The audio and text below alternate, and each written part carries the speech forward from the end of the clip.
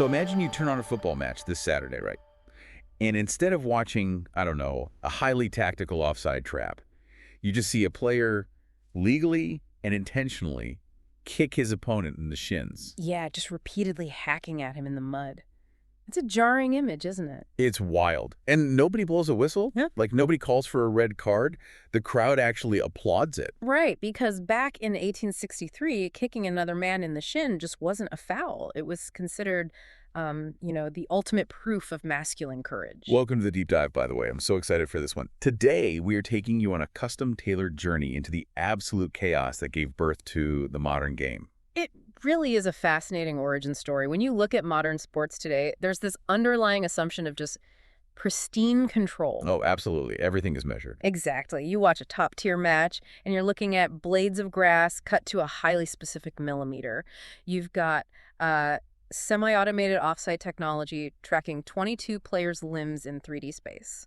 Parsing margins of error down to the width of a fingernail. Yeah, it's a multi-billion-dollar machine. It is. But when you strip away the VAR screens and the broadcasting deals and trace this game back to its bedrock, that pristine stadium completely vanishes. Yeah, it gets muddy and violent very quickly. Very. You're thrust into a historical landscape that is aggressively fractured and entirely unregulated. Before the synchronized tactical pressing, there were just chaotic brawls and a lot of very stubborn Victorian gentlemen arguing. Arguing over what the game was actually supposed to be, which is exactly why we are plunging into this for you today. We have a massive stack of sources in front of us. We really do. We've got the official Deep Vault historical archives of the Football Association, the FA. We have exhibition materials from the FIFA Museum regarding the ancient prehistories of the sport. And we are digging into the background documents of the IFAB, the guardians of the game's laws. Right. Our mission is to figure out how a universal, almost primal human urge to just kick a ball somehow evolved into the most popular, highly regulated sport on the planet. And it is vital to understand that this isn't just a linear recitation of a sport being invented. It is a sprawling story of deep cultural clashes. It's Victorian lawmaking, right? Yeah. And geopolitical stubbornness. Yeah, and the economics of the working class. It's a story about human nature, psychology, and statecraft, really just masquerading as a story about a ball. Okay, let's unpack this.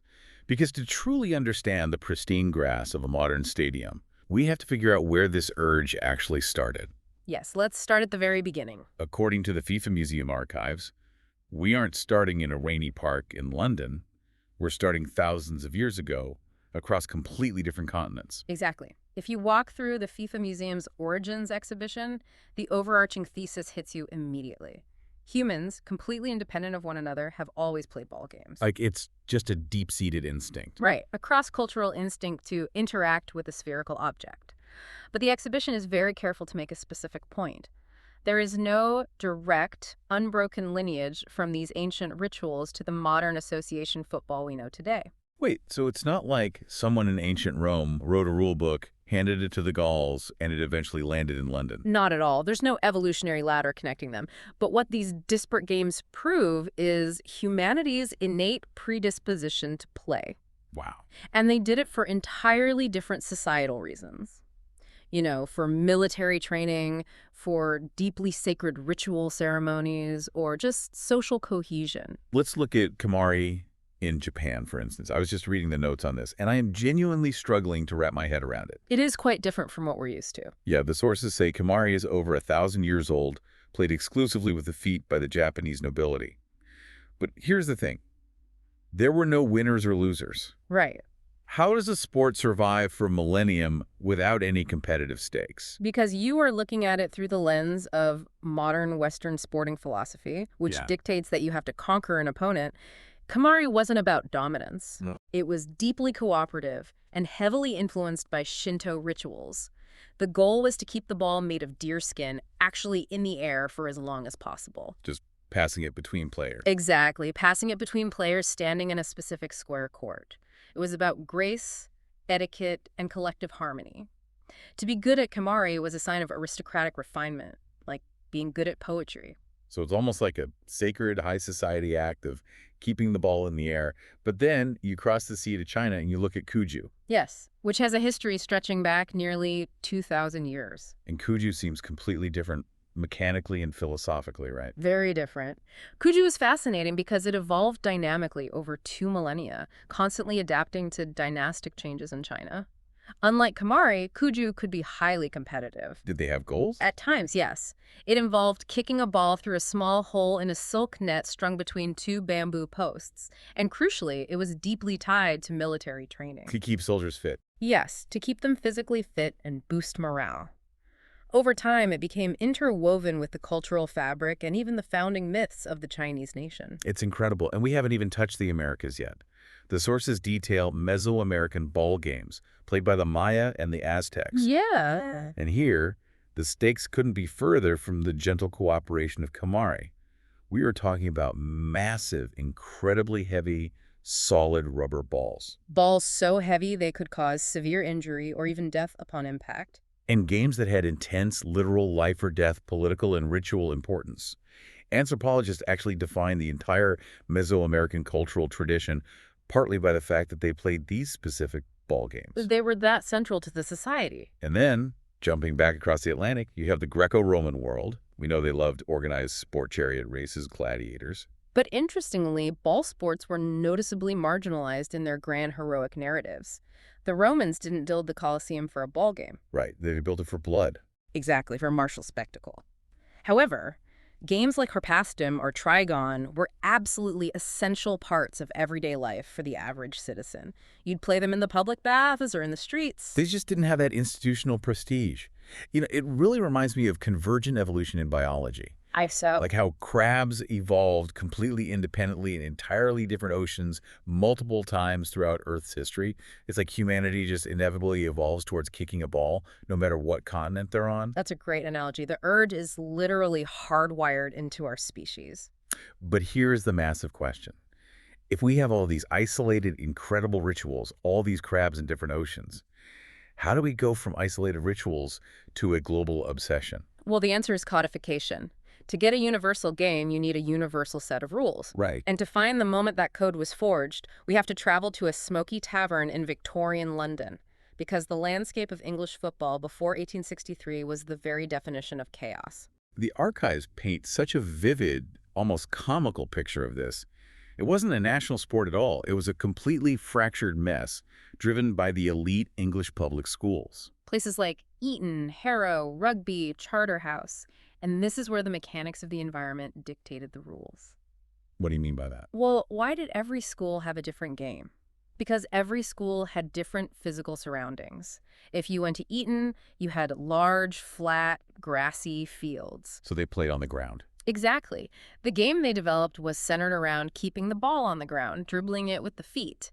But if you went to rugby school, the playing area was rougher. So they picked it up. Right. The rules evolved to allow players to pick up the ball and physically run with it. The physical architecture of the schools created hyper-localized sports. Which is fine when you are 12 years old and stuck on your school grounds. But when these young men graduated and moved to London to become bankers or lawyers, they wanted to keep playing. And they couldn't, because a guy from Eton had a completely different operating system in his brain than a guy from rugby. Imagine trying to play a game where half the players think they're playing basketball and the other half think they're playing ice hockey. It would just devolve into an exhausted, feverish dispute over what was actually allowed. Can you carry the ball? Can you tackle? Can you kick a player in the shins? It was fundamentally unplayable on any broad scale. And this is where we have to talk about Ebenezer Morley, because his role here is just absolutely pivotal. Ebenezer Morley is the vital architect of the modern game. He was a London solicitor who had formed Barnes Football Club in 1862. Right. And what's conceptually crucial to grasp here is that Morley wasn't a public school man himself, was he? No, he wasn't. He didn't have a blind loyalty to the Eton rules or the rugby rules, but his club was filled with these public school old boys who were constantly arguing. Just constantly bickering about the rules. Exactly. And because Morley was a solicitor, a man whose entire life and profession was built on the rigorous application of codified law to resolve disputes, he recognized that this chaos was unsustainable. So he uses the media. He writes a letter to a highly popular sporting newspaper at the time called Bell's Life. And he lays out a brilliantly logical argument. He essentially says, look at cricket.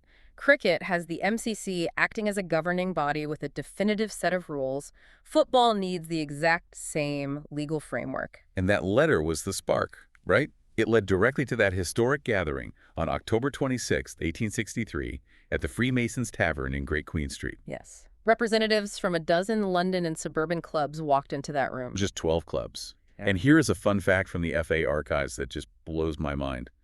Out of the clubs that attended that very first meeting, only one still survives today in its original form. Civil Service FC? Yes, they still play in the Southern Amateur League right now, which is just an incredible unbroken thread of history. It really is a remarkable survival. But getting these diverse clubs into one room was merely the preliminary step. You cannot simply declare authority. You have to forge it through consensus. And that process was agonizing, according to the documents.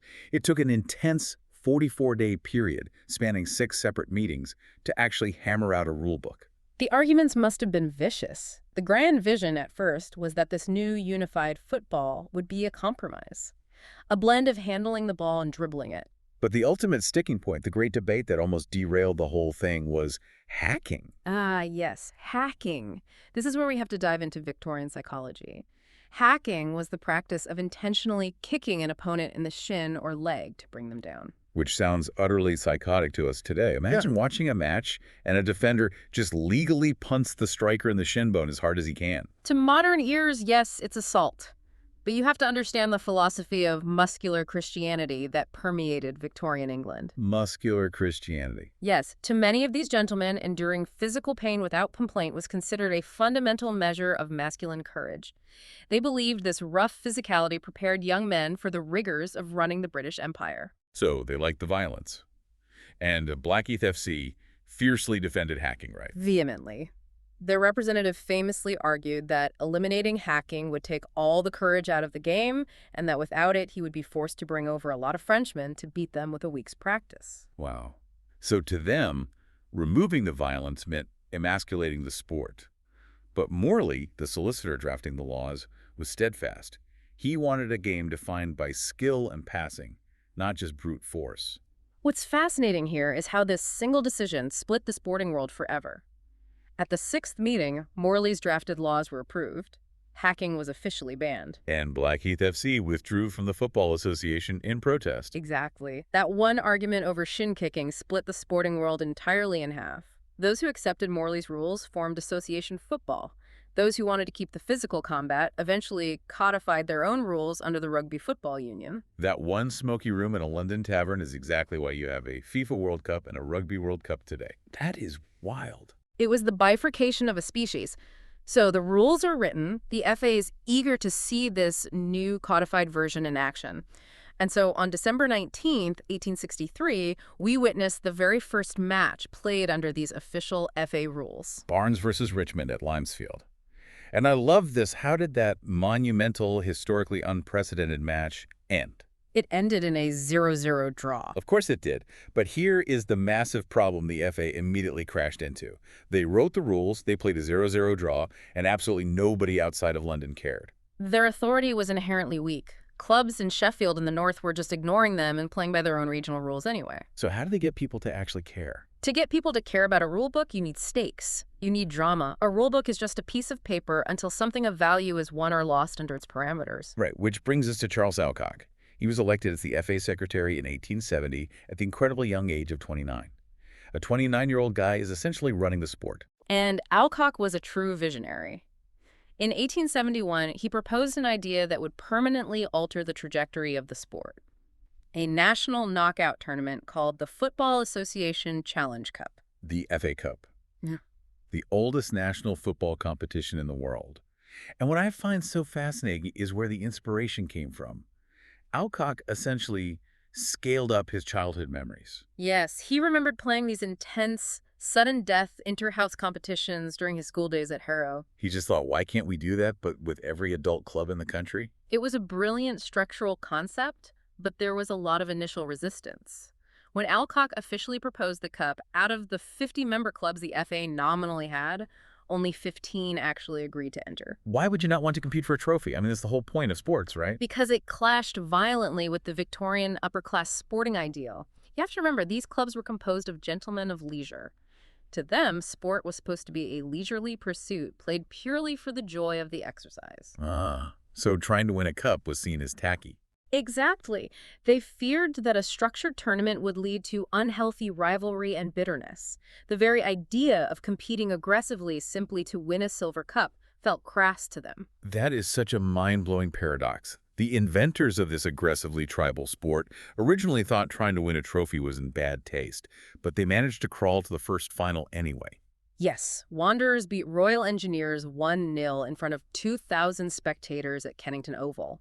And while 2,000 spectators sounds minuscule today, it was the definitive proof of concept that Alcock needed. Right, the FA Cup shifted the FA from a small club of idealists to a truly national body. It fostered the creation of new teams all across the country. And Alcock didn't even stop there. He essentially invented international football as a side project, proposing an England versus Scotland match. Which eventually led to the first official international match in 1872. 4,000 fans watched, yet another 0-0 draw. 0-0 draws really are the running theme here, but the FA Cup made the game wildly popular. Here's where it gets really interesting, though. Because popularity brought crowds, and crowds brought gate receipts. Actual cash money. And that sudden influx of money ignited a massive culture clash between the north and south of England. It was a clash of entirely different societal realities. In the South, the clubs were dominated by the wealthy. To them, strict amateurism was sacred. But the North was the heart of the Industrial Revolution, right? Factory towns, cotton mills. The teams were composed of mill workers and miners. Precisely. And those northern clubs desperately wanted to win the FA Cup for their towns. But their players couldn't afford to take time off from a 60-hour factory week to train or travel for a Tuesday afternoon replay. So the northern clubs quietly started paying their players broken time payments under the table to compensate for lost wages, which makes total sense. To the northern mindset, it was just basic fairness. But to the southern amateur elites running the FA, this was absolute heresy. They viewed these working-class players as mercenaries corrupting a gentleman's pursuit. The FA tried to ban teams caught paying players. But the northern clubs had massive gate receipts and all the best players. They even threatened to break away and form a rival association. The FA realized they were staring down the barrel of total chaos. So in 1885, they formally legalized professionalism to prevent a fractured sport. But once professionalism is legal, you have a new economic reality. You have to pay players a weekly wage. And a knockout cup just isn't reliable enough to sustain a wage bill. Right. If you get knocked out in November, your season is over, and your revenue dries up, how do you pay your striker in February? You need a subscription model. You need guaranteed recurring revenue. Which brings us to William McGregor and the creation of the Football League in 1888. Exactly. McGregor realized professional football desperately needed an organized system of regular matches. He orchestrated the Football League with 12 clubs. And the FA didn't fight it. The FA remained the supreme court of the rules, while the league lived as a commercial engine within it. It was a pragmatic compromise, but it deeply alienated the die-hard amateur purists in the South. They actually staged an amateur split between 1906 and 1913, boycotting the FA over the rise of professionals. They were so stubborn, they banned their players from even stepping onto the same pitch as anyone affiliated with the FA.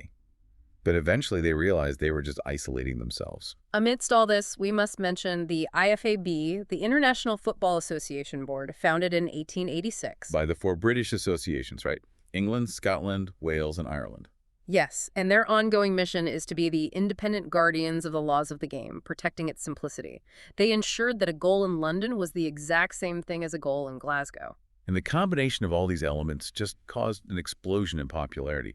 By the 1920s, you have the 1923 FA Cup final at the newly built Wembley Stadium. The famous White Horse Final. Wembley had a capacity of 127,000, which is massive, but double that number showed up, over 250,000 people. King George V had to wait as crowds spilled onto the pitch. They literally had to push the crowd back to the touchlines to play the game. It proved England had built a colossal domestic empire. But that massive domestic success bred a very specific kind of arrogance, didn't it? Yeah. Because their relationship with the rest of the world was about to become deeply strained. There was. While England was packing Wembley, the game was spreading across the globe. FIFA was founded in Paris in 1904. And how did the FA react? With absolute indifference. They boycotted the first World Cup in 1930. They didn't even enter a team. They assumed they were inherently the best in the world, so why travel to South America to prove it? Yeah. Plus, they had a bitter dispute with FIFA over those broken time payments to amateurs. They just took their ball and went home. Mhm. But moving into the 1930s, this isolationism collides with a profoundly dark era for international sport. Sport was being used as a tool for state propaganda. Totalitarian regimes recognized that football was a visceral vehicle to demonstrate national superiority. Which brings us to a specific match in 1938. And I want to be very careful here. We have to explicitly state that we are neutrally reporting the contents of the historical FA archive here.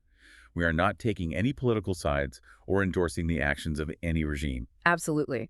The historical record shows that in May 1938, England traveled to play Germany in Berlin. And on the explicit advice of the British ambassador, the England team gave the Nazi salute during the German national anthem.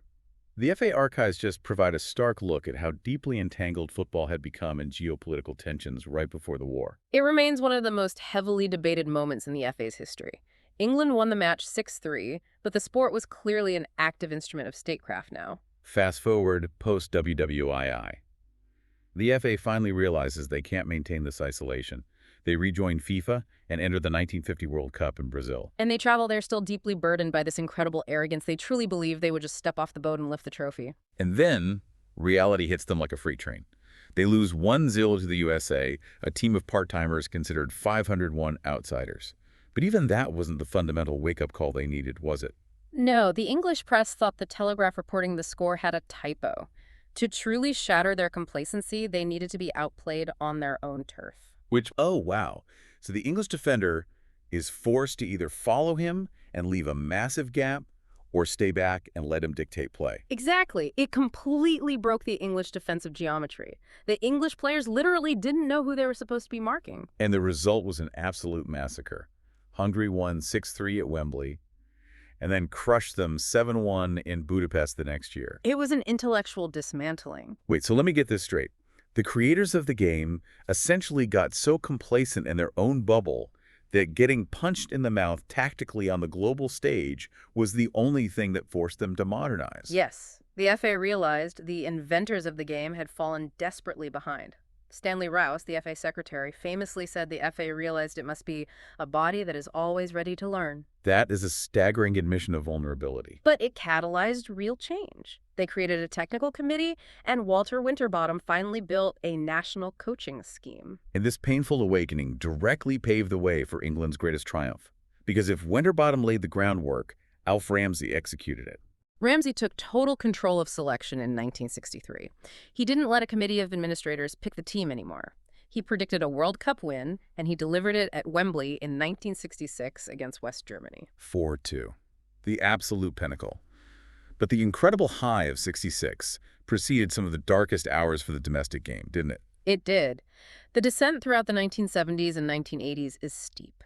England missed the 74 and 78 World Cups, but worse, the physical infrastructure of the sport felt like it was dying. It was an era defined by rampant hooliganism on the terraces and aging, unsafe stadiums. The clubs had severely underinvested in the grounds, they were decaying, and this led to horrific, unimaginable tragedies. The Bradford Fire in 1985, Heysel shortly after. And the government even tried to force a national ID card scheme for fans, right? Yes, which the FA had to push back against because it was logistically impossible.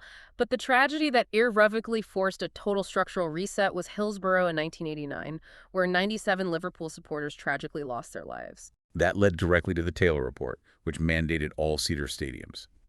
But here's the thing, converting massive standing terraces to seats costs tens of millions of pounds. Where did the clubs get that kind of money? That financial desperation led directly to the 1992 creation of the FA Premier League.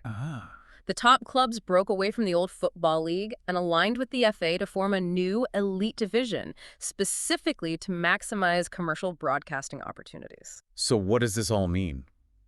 The tragedy of the 80s inadvertently birthed the ultra-modern, slick commercial juggernaut of modern football. The TV money paid for the safe stadiums and the global superstars. Exactly, but it didn't immediately fix the national team. For a long time, the intense tribalism of the Premier League fractured the national squad. The famous golden generation just couldn't get past the quarterfinals. The FA realized they needed a centralized hub for development that supersedes club rivalries, which manifested in 2012 with the opening of St. George's Park. a world-class national football center. And the results speak for themselves. Gareth Southgate completely changed the culture of the men's team, reaching the 2018 World Cup semifinal and back-to-back Euro finals. Paving the way for Thomas Tuchel's appointment for 2026. And if we look at the bigger picture, this infrastructure absolutely fueled the meteoric rise of the women's game. Undoubtedly. The launch of the WSL in 2011 laid the structural foundation, and then Serena Wegman comes in, bringing a relentless winning mentality. The Lionesses winning the 2022 Euros at Wembley was a watershed cultural moment, and then reaching the 2023 World Cup final. If we connect this to the bigger picture, the FA has evolved from a dozen men arguing in a tavern into a massive corporate entity managing billion-dollar assets.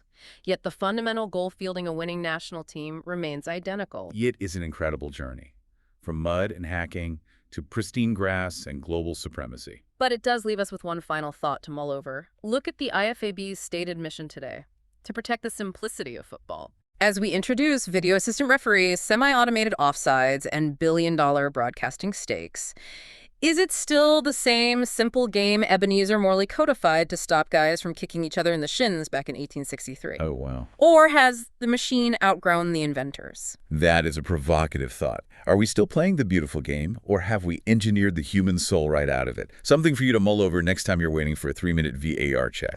Thank you so much for joining us on this deep dive into the history of the FA. Remember, learning never stops. We'll catch you on the next one.